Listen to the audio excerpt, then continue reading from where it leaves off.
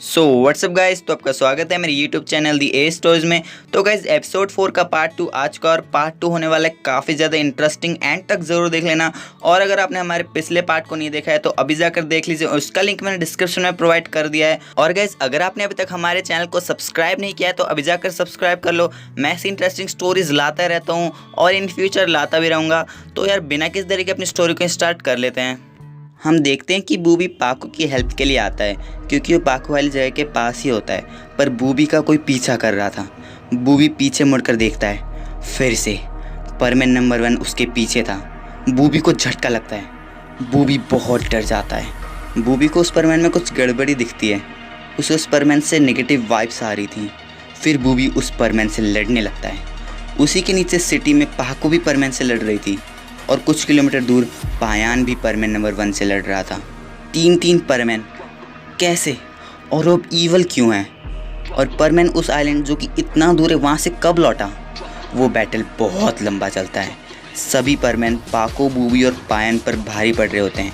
दिलचस्प बात यह थी कि बूबी परमैन का एक अटैक डॉच कर लेता है, पर तभी एक बीम परमैन के हाथ से निकलती है और बूबी को जा लगती है और बूबी पर ब्लास्ट हो जाती है। बूबी बुरी तरह से घायल हो जाता है। ये देखकर पाको और भी ज़्यादा डर जाती है। फिर पाको अपनी पूरी पावर एक ही बारी में लगाकर परमैन को किक मारती है, जिससे पाको लड़ रही थी। पाको की किक परमैन को लगती है और वो हवा में उड़ जाता है और एक बिल्डिंग से जा टकराता है। पाको फिर अपनी बैज की हेल्प से बर्डमैन से बात करती है, बर्डमैन हमें आपकी हेल्प चाहिए। इतना कहकर पाको बूबी के पास उसको बचाने के लिए चली जाती है। वो एक इमरजेंसी कॉल था, वो एक डिस्ट्रेस कॉल था पाको का बर्डमैन को। अचानक पाको देखती है कि वो सारे परमैन गायब हो जाते हैं। वो बूबी को अपने हाथों में उठाती है और टेलीपोर्ट हो जाती है। पायान भी वहाँ से टेलीपोर्ट हो जाता है। हम बर्डमैन, पाको, घायल बूबी और पायान को देखते हैं, पर पायान उतना घायल नहीं था जितना बूबी था। वो तीनों बर्डमैन की स्पेसशिप को देखते हैं जो काफ़ी डैमेज और टूटी हुई थी। पाको बर्डमैन से पूछती है, तो आप ये कहना चाह रहे हैं कि वो परमैन नहीं थे बल्कि परमैन के रोबोट्स थे? बर्डमैन रिप्लाई देते हैं, हाँ, पर वो मेरे रोबोट्स हैं। जब मैंने अपनी कंप्यूटर स्क्रीन पर मित्सो यानी परमैन के आलसीपन को देखा तो मैं अपना आपा खो बैठा और अपनी कंप्यूटर स्क्रीन को मारने लगा जिससे मैं मित्सो को देख रहा था। और जब मैंने उसको टेलीपोर्ट किया तब मेरे कंप्यूटर ने परमैन को स्कैन कर लिया था। तुम उसे देख सकते हो। फिर बर्डमैन अपनी नैनोटेक स्क्रीन में परमैन को दिखाते हैं जो कि उन्होंने अपनी कलाई पर बांधी हुई थी। तुमने देखा ना, मित्सो यानी परमैन अभी भी उस आइलैंड में है और वहाँ हज़ारों लोगों की जान बचा रहे हैं एज ए परमैन। मुझे विश्वास नहीं हो रहा, पर वो वहाँ बहुत अच्छा काम कर रहा है और बहुत मेहनत कर रहा है। पायन बर्डमैन से पूछता है, पर आपकी स्पेसशिप को इतना नुकसान कैसे पहुँचा? आपकी स्पेसशिप को देखकर लगता नहीं है कि इसे आपने तोड़ा होगा या आपकी वजह से डैमेज हुई है। बर्डमैन रिप्लाई देते हैं, परमैन जब आइलैंड गया था और उसके बारे में तुम्हें इन्फॉर्म करने के बाद जब मैं बर्ड प्लैनेट जाने लग रहा था तभी मेरा कंप्यूटर ख़राब हो गया और खुद ही टूट गया।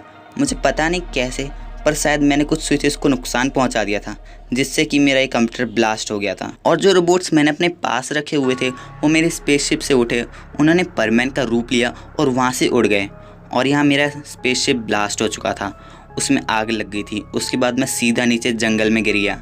फिर बर्डमैन अपनी टेक्नोलॉजी से बूबी और पायान को हील करते हैं। उसके बाद बर्डमैन बोलते हैं, और तभी से मैं उन सभी रोबोट्स को ढूंढ रहा हूँ। एक्चुअली वो मेरे फाइटर रोबोट्स हैं और उन्हें अपने पास मैं ट्रेनिंग पर्पज़ के लिए रखता था।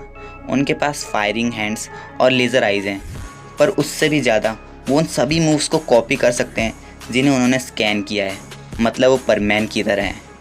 पर पाको कहती है, बट वो सभी हमें हरा कैसे पा रहे थे? बर्डमैन बोलते हैं, वो इसलिए क्योंकि उन्हें कोई नहीं हरा सकता। क्या? पाको चिल्लाती है। हाँ, बर्डमैन रिप्लाई देते हैं, ये इसलिए क्योंकि उन्हें सिर्फ वही हरा सकता है जिसे उन्होंने स्कैन किया होगा, और वो परमैन नंबर 1 है। पर मेन प्रॉब्लम यह है कि मैं उससे कम्युनिकेट नहीं कर पा रहा और तुम सब भी नहीं कर सकते। वो रिस्पॉन्ड नहीं कर रहा। सभी मतलब थोड़ा डर जाते हैं। पायान पूछता है, अब हम क्या करें? बर्डमैन बोलते हैं, मुझे नहीं पता, पर शायद रोबोट्स भी परमैन नंबर 1 को ही ढूंढ रहे हैं जिससे कि वो रोबोट्स परमैन को हरा सकें। इसलिए उन रोबोट्स ने तुम पर हमला किया जिससे कि परमैन वापस आ जाए।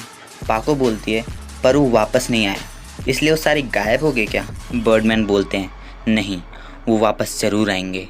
जब तक वो परमैन को हरा नहीं देते वो शांति से नहीं बैठने वाले।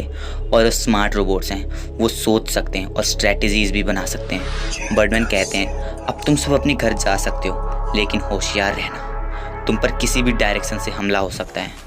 वो तीनों डर जाते हैं, पर कैसे न कैसे करके पायन, पाको और बूबी अपने अपने घर लौट जाते हैं। पायन अपने घर जाता है और रिलैक्स होने के लिए टीवी ऑन करता ही है कि तभी वो देखता है कि सुमिरू होशिनो किडनैप हो चुकी हैं और ये न्यूज़ हर एक चैनल में हेडलाइन बन जाती है। पायन जल्दी से बर्डमैन से कांटेक्ट करता है। बर्डमैन, रोबोट्स फिर से आगे बढ़ चुके हैं। पर जब तक वो कांटेक्ट कर ही रहा था कि तभी वो टीवी पर एक और चीज़ देखता है।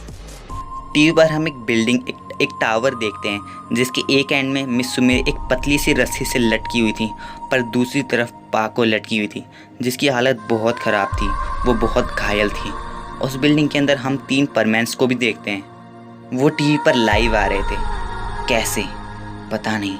पायन हैरान हो जाता है, उसके हाथों से बैज भी गिर जाता है। टीवी में एक परमैन कह रहा था, परमैन तुम इन दोनों लड़कियों को जानते हो, एक तो वो जिसे सब लोग जानते हैं और दूसरी जो इसे यहाँ बचाने आई थी। अगर तुम इन दोनों में से किसी एक को भी बचा सकते हो तो यहाँ आकर बचा लो, हम तुम्हारा इंतज़ार कर रहे हैं।